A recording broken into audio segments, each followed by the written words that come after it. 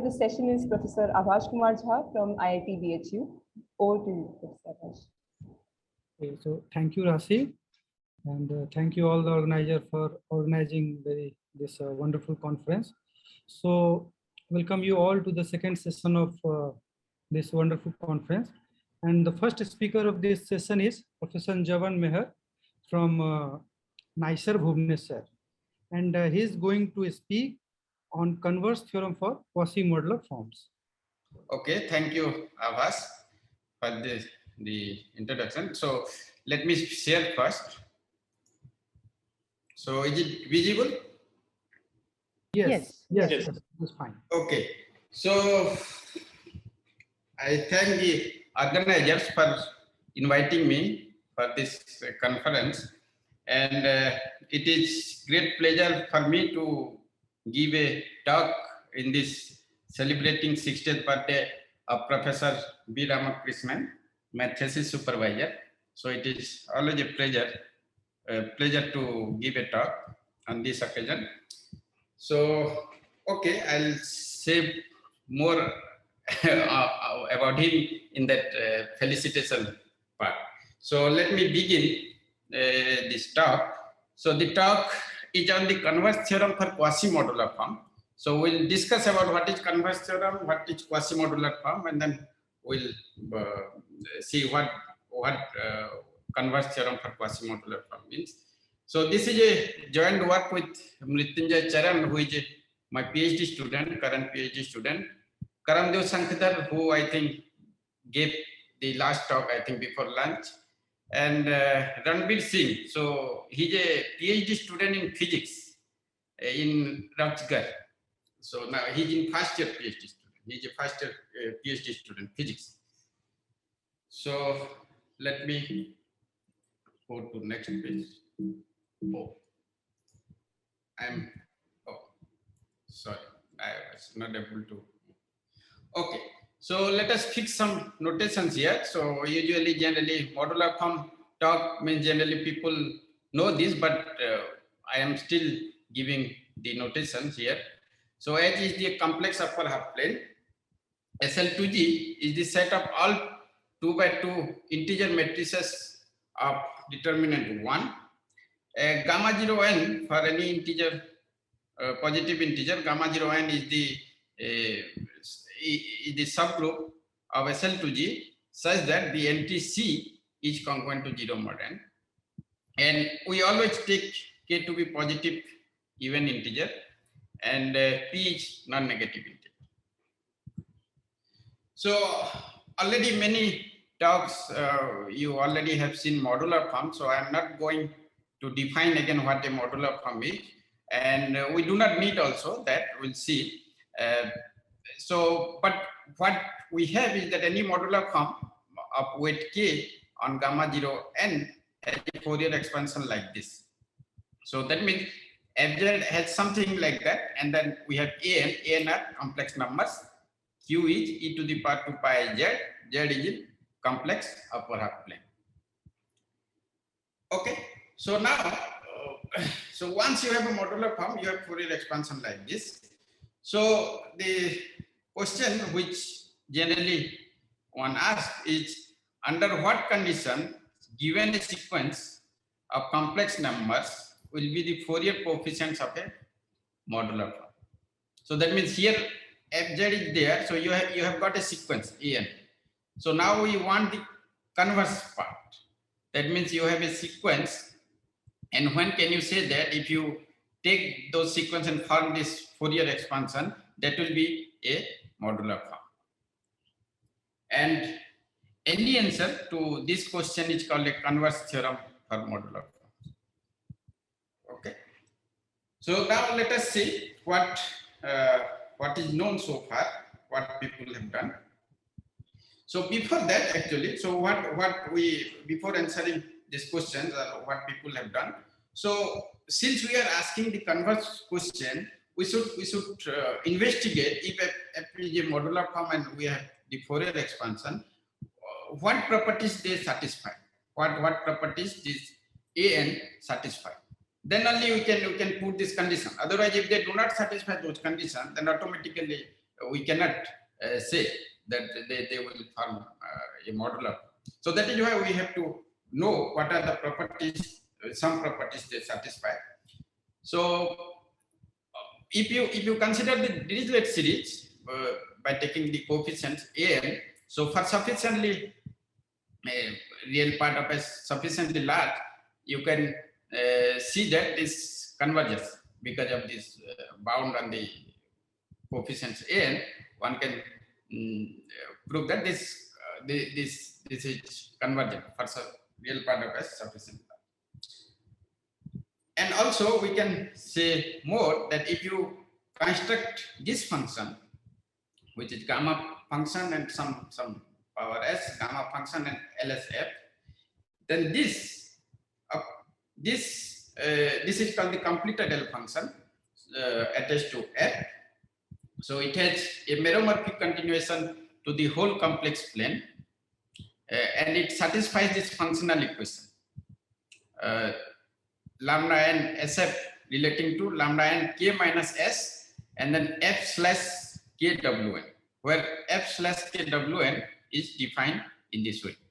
So this is the way, and wn is the matrix 0, -1, and 0.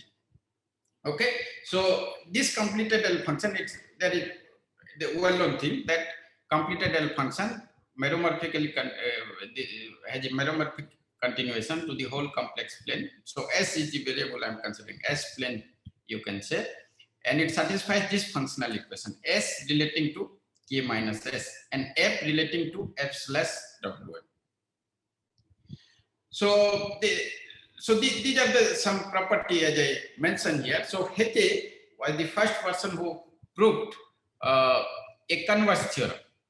So converse theorem, as I mentioned here, that you put some properties, some conditions on n, and then see that under what condition they will form the Fourier coefficients of a modular. So Hecke proved that. So k and are positive integers, and we have two functions on upper half plane, f and g. They have Fourier expansion. Okay, upper half plane. I'm not putting any condition, holomorphic, etc. It will follow from this property on the bound on the coefficient. So they have, suppose two functions I have on the upper half plane. They have Fourier expansion like this. Here again, I'm not mentioning, but q is e to the power 2 pi z. Z is the complex upper half plane element, and an is big O of n power alpha, and bn is big O of n power alpha for some alpha bigger than g. That means it is bounded by some constant time n power alpha. Then the following two statements are equivalent. So the two statements, the first statement is f slash wn is g, and the second statement is both this function that here I have some typo here, that should be lambda n. So somewhere I have written lambda n, somewhere lambda, but since we are constructing lambda related to that n, if you go back, that lambda n is here and n is here. In the definition of lambda n is here, so that is why I have put n there, but here there is no n, but it is the lambda n. So both the function lambda n sf and lambda sg can be meromorphically continued to the whole S plane. They satisfy the functional equation, and the function this is holomorphic on the whole S plane and bounded on any vertical. Okay, so Hecke proved that these two conditions are equivalent. So now it is not clear from this theorem that whether this is kind of converse theorem or not, but it will be clear in some case we get the converse theorem. So converse theorem means we are putting some condition on the coefficient, and then we are asking whether they form a modular form. Look, so this is for any integer and any k. Okay, so now consider when n is 1. So n is 1, so SL2G is nothing but gamma 0, 1. And we know that this is generated by two matrices, 1, 1, 0, 1 and 0, -1, 1, 0. So once you have these two matrices generated by these two matrices, then we know that modular form, the definition of modular form, if you use, then it says that if you know the transformation property for these two matrices, then they satisfy the properties of modular form, then it will be satisfied for any matrix in SL, for any matrix in SL2G. So that is why we like in this case, if any one, if we apply the Hecke-Converse theorem, then we get the converse theorem. Hecke's theorem, whatever I wrote there, that is called Hecke-Converse theorem. And in this case, we get a converse theorem. Why? Because if you go back here, the Fourier expansion is there. So that means you can see that FZ each periodic with period 1. Fz plus 1 is Fz. One can see this. And so to prove that Fz is a modular form, we need to check the modular property because other properties are anyway satisfied. The holomorphicity and Fourier expansion is there. So you have to check the other property. That means transformation property for other matrix, which is 0, -1, 1, 0. But when n is 1, this Wn is exactly the same matrix, 0, -1, 1, 0. So that is why what you are saying, that you have all this property here, and here you are saying that f/Wn, that will be again f actually. So you are saying that these properties are sufficient to mean, like if you have Fourier expansion like this, and then you have these analytic properties, then it is same thing as f is a modular form. So that is why you get a converse theorem for SL2. But when n is bigger, this does not give you a converse theorem. When n is bigger than 1, this does not give you a converse theorem. You have some equivalent condition, but you cannot say that is a modular form. F is a modular form. Okay, so what we need more for if n is bigger than 1, then we need some property of character twist. Okay, so what do you mean by this? So that I am explaining here.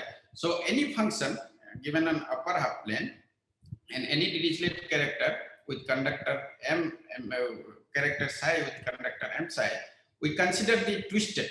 Twisted means you just twist by psi of n. So each coefficient you just multiply psi of. So that is what you say that you are twisting. So now we similarly we can construct similar L series and completed L function. You can always construct. Here note that there is some difference here. M psi has come here. So earlier there was no character, so there was no M psi. So this is what we need. This is the character twist, and then these properties of this L function also will need while proving while giving a sufficient condition for the converse theorem. Okay, and so this is what will prove a converse theorem for gamma 0 n for any n bigger than equal to 1. Okay, for this so this is the setting I'm giving, that Wells converse theorem. So let P be such that, so element of P is a set where the elements of P are either odd prime or 4, which are relatively prime to n, such that any two such that means like intersection with this set is always non-empty. Okay, so this is what P is. Then this is the converse theorem, well proved in 1967. Similar condition that you have sequences, two sequences bounded by this. You have fz, gz, they have Fourier expansion, and you have the then you the statement says that FG are modular forms of weight k on gamma 0n with G is f/wn if the following two conditions are satisfied. So what are those two conditions? First one, similar condition that this can be meromorphically continued to the whole complex plane. They satisfy this functional equation, and this function is holomorphic on whole complex plane and bounded on any vertical strip. So this was there, but here in the Hecke converse theorem, if you look at, but here one more thing is here, which I said that the properties of the character twist completed L function also one need for the converse theorem. So this is what this property, that the completed L function of the character twist, and then they satisfy the analytic properties, analytically continue to whole complex plane bounded on any vertical strip, and they have the functional equation. Okay, so this is Weyls converse theorem. Weyls converse theorem give converse theorem for gamma 0n for any n, whereas Hecke's converse theorem only gives for one. He proves equivalent condition, but only for one you get the converse theorem. Now, so what we have done, again, this is the modular form. What we know, means there are many generalizations which I am not going to tell, because GL to GL and many people have done. Even holomorphic, why holomorphic, they have some meromorphic or some pole you allow, etc. Many people have done, because this very old paper, so many people have proved many results on this converse theorem. So our purpose for my talk today, we are looking at quasi-modular form.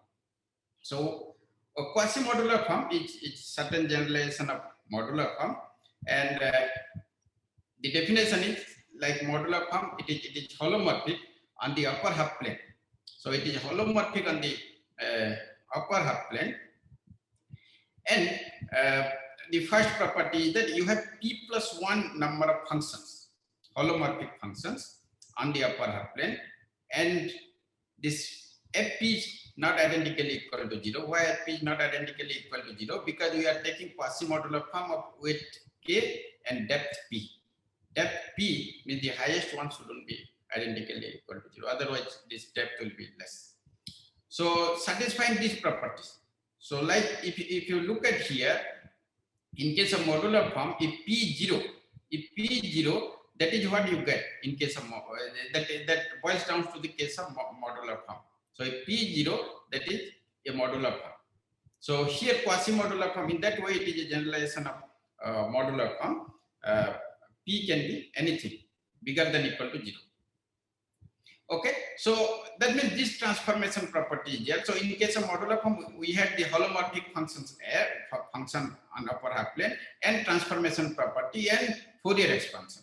So here holomorphic is there. Then transformation, there is slight difference in the transformation property. Here p plus 1 functions appear, and this actually the second condition gives you the Fourier expansion. In fact, so I'm not telling how it does, but the second condition gives you the Fourier expansion. And when these conditions are satisfied, then we say that these are polynomially bounded functions. So each fj are polynomially bounded functions. Each fj will have Fourier expansion, and they are polynomially. If this condition is satisfied, then we say that they are polynomially bounded. Okay. So once we have this, now we can see here they are constructing L series. First we took the coefficient and then said that this is L series, and then we looked at analytic continuation, functional equation, etc. So here you have p plus 1 function, in fact. So and then they are related to quasi-modular form, and here note that f0 is same as f. So the 0 here p plus 1 function, in fact f is same as f0. So now let us see first some examples of quasi-modular form. So Eisenstein series, we know that first we know the Fourier expansion of Eisenstein series, and for even k bigger than equal to 4, ek given in this way is a modular form of weight k for SL to G. Okay, And but the same thing you can define for E2 also, because everything makes sense in the right hand side. So E2 is not a modular form, so it is a quasi-modular form. Somehow. Yes. So E2 is not a modular form, it is a quasi-modular form of weight 2 and depth 1 on SL2G. In fact, E2 satisfies this transformation property.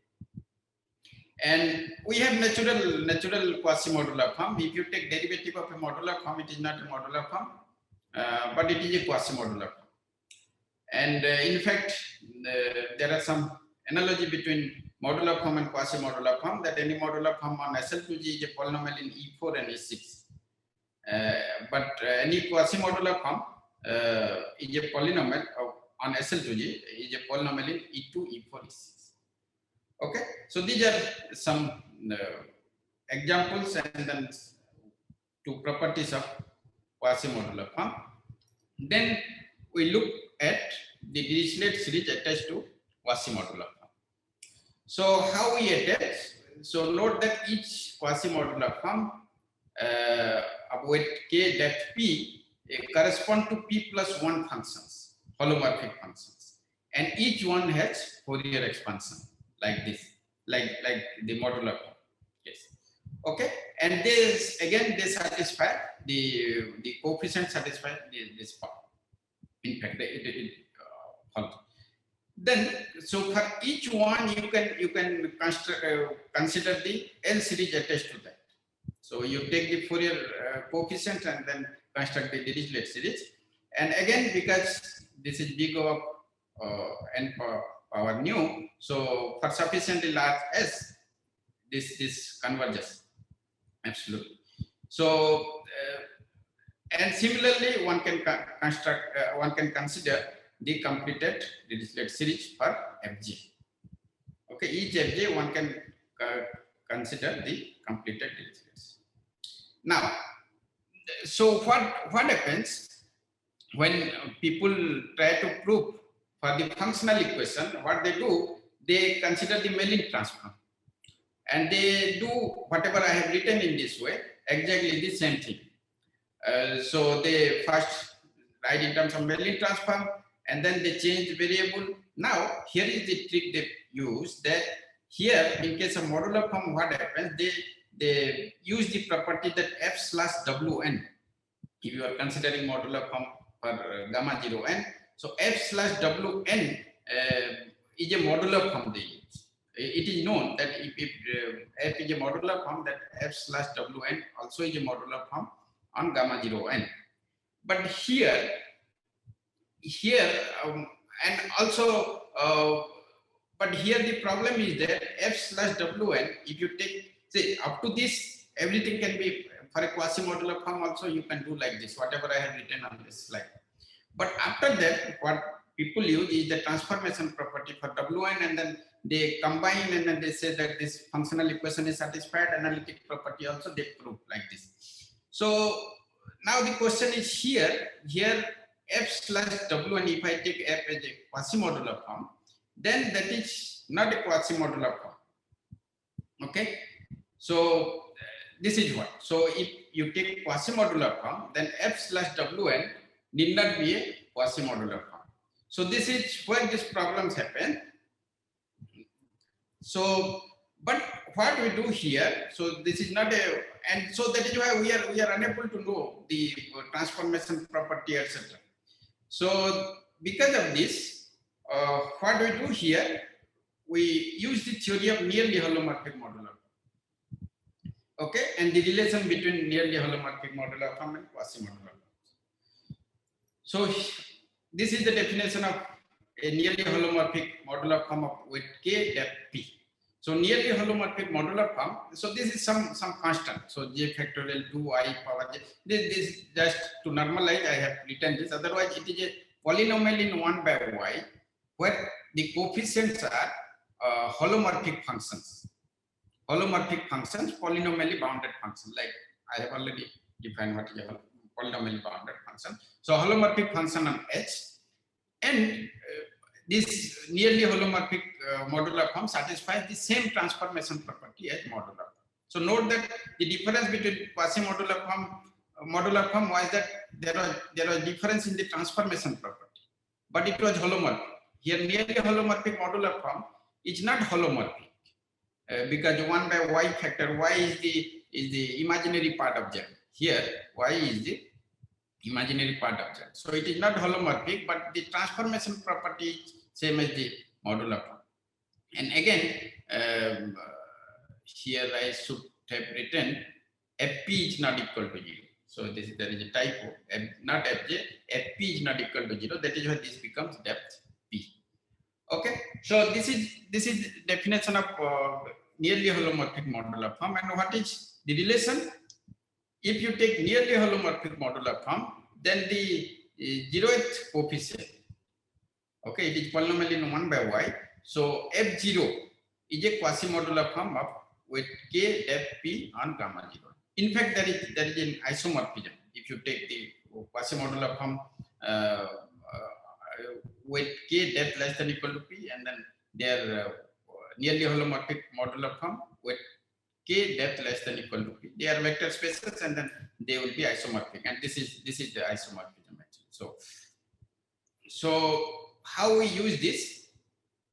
Here the property we have for nearly holomorphic modular form, because it satisfies transformation property. The way we prove for a modular form that it is a modular form, f/wn is a modular form. F/wn is a nearly holomorphic modular form of weight k and depth P. Okay, so now this is what we do here. That once you have f/wn is a nearly holomorphic modular form, again it has expansion like this. It can be written as polynomial in 1 by y.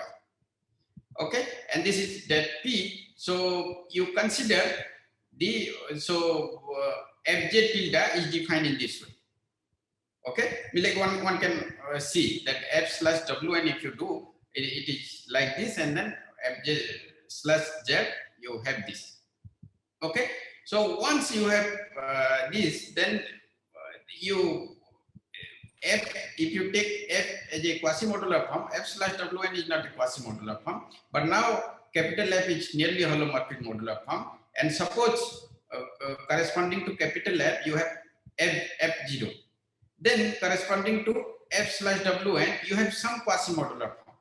Okay, then you take as f/wn, and this is how we have some nice properties of transformation property, and somehow everything works.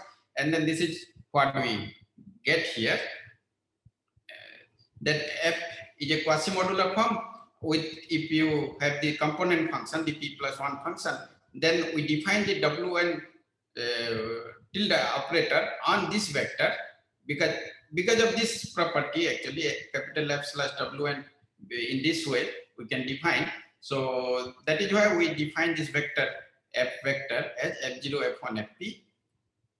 And similarly, f vector/wn tilde we can define like this, where each fj tilde is this, the way the function we get. Okay. Okay. So this function we get means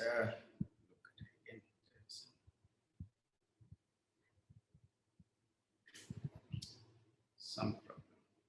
Okay. So, and also we have this property that by the f vector, if you apply wn tilde 2 times, then you get back f vector.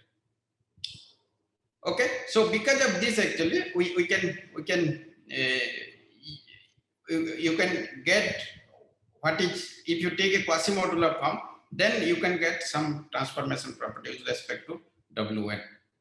So now we look back what we get, that we stopped at this point that equal to this. Now we use the transformation property f now with respect to wn, and we get fn tilde appearing here because of this. Okay, and then similarly, so what we get here, this kind of analytic property we get, that this Dirichlet series admits meromorphic continuation satisfies this functional equation. The proof is similar, and then this functional equation they satisfy. So here you have one completed L function here. Here you have linear combination of these many completed L function. Okay, so corresponding to each fj you get this. Corresponding to each fj you get this sum of the completed L function. Okay, and again some the analytic property, like they have they are holomorphic. This function is holomorphic on the whole S plane, bounded in any vertical strip, like this. All these properties are there, and because this function is holomorphic, so in particular this has analytic continuation. If you take lambda SF, this has analytic continuation in whole S plane with simple poles. Possibly at if you look at this expression, so you can find out the simple pole. It is 0, k, k minus 1 up to k minus p. Okay, because f is nothing but f0. Note that f is nothing but f0. We are doing it for fj for any j 0 to p. F is nothing but f0. The 0th component is the quasimodular. So now let us look at, so always L function is there, function equation is there. Now the question is again converse theorem. So what is known for SL2G? Similar question you asked, that you take in case of modular form you took one sequence of complex number. Here you have p plus 1 component. So here, that is why we have to take p plus 1 sequences of complex numbers, satisfying all these conditions like this. And each component also, again, the L function I have considered, completed L function I have considered. So suppose this is meromorphic continuation, all bounded, all these things which we had in case of modular form. Then this is the theorem actually that for SL2G, like the Hecke converse theorem. When I am saying SL2G, so that means this is the Hecke converse theorem. Then F0 is a quasi-modular form of weight K, that P for the group SL2G with component F0, F1. So this is the theorem, this is known. And this was actually, if you look at P equal to 0 is what I told, that is Hecke's converse theorem, the modular form case. P equal to 1, this is Lagos MS thesis. So he was a student of Yves Martin. And for general P, so that there P equal to 1 case they used that actually the depth is 1. So I haven't seen that proof because it is in Spanish, so that is not publicly available, this thesis. So they only used that depth is 1 and they proved this. And the next was for any P, that this was due to Ajit Bhand and Karamdeo. This was in 19. So all proof Hecke converse theorem. That means SL2G. So, and we saw that in case of modular form that was relatively easier. You do not need more character twist, etc. So always when you prove for Wells converse theorem, that is more difficult compared to Hecke converse theorem. And Hecke converse theorem, it gives you can prove for gamma 0 n, but this gives converse theorem only for SL2G. Okay, so what we have done, we have actually proved Wells converse theorem. We have proved Wells converse theorem. So it was Hecke converse theorem, like we have proved Wells converse theorem for quasi-modular form. So similar, what we do here, we take two pairs of P plus 1 sequences. Okay, because there it was FG. And here we have, for each one, you have P plus 1 component. So P plus 1 sequences you have to take. You have to take 2 pairs. And then they are bounded, etc. And then we can look at this. And then we can ask, like all these conditions satisfied, then they will be modular form. They will form quasi-modular form. Okay. And again, similar way, one can do the character twist, and some simple results which we know for modular form also can be proved for quasi-modular form, as it's written here. And we have the complete adult function, as I have described before also. We can do for both Fj and Gj. And this is what the formulation, similar formulation we have, that P was as earlier in case of Wells Converse theorem. And you have, for each J, we have, for each J from 0 to P plus 1 completed adult function we have. They are holomorphic and bounded on any vertical strip. This kind of condition was there. And then they have this functional equation, which I have here, because the functional equation Fj relating to their these many completed adult functions, sum of the completed adult functions. And then again the character twist, which we had in case of Wells Converse theorem. So similarly, here also we have character twist for each that component function Fj, Gj, and they satisfy this functional equation.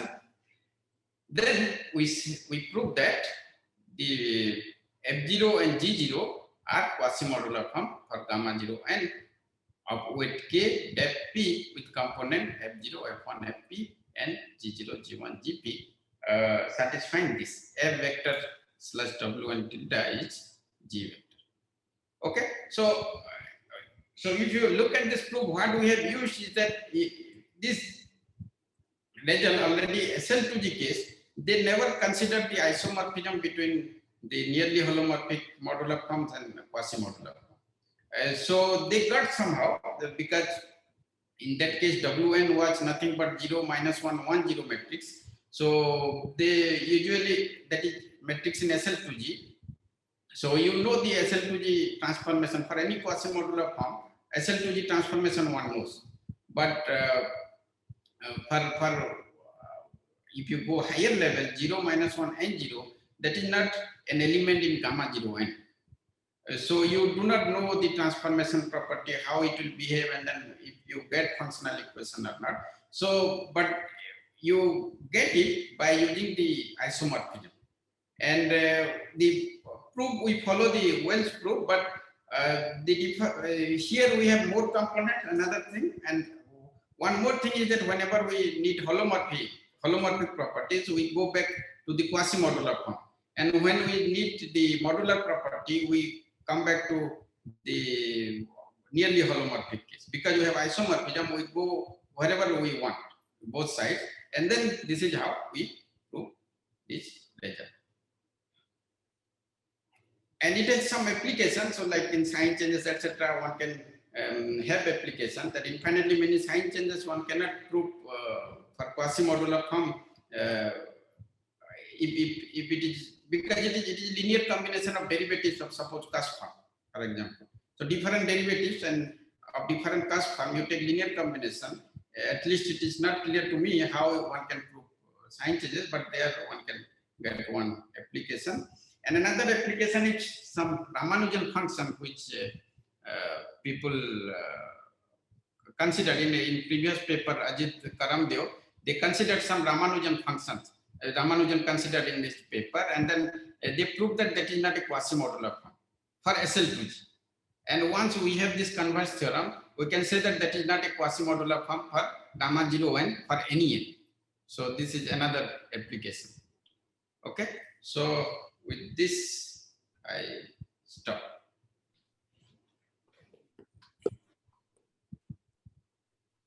Okay, so thank you, Jaban sir, for your nice talk. So are there any question or comments from the audience?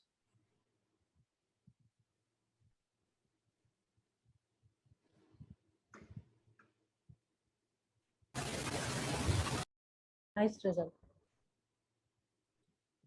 Hello. Any A nice result, Jaban. Oh, you are saying, okay, I thought someone was.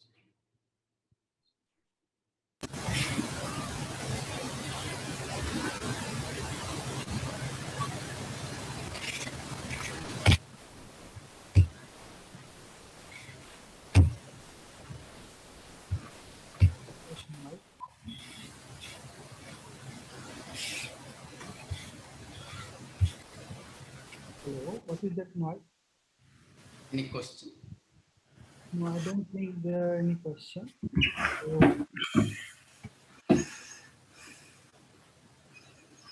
Okay, so if there are no questions, so let us thank the speaker again.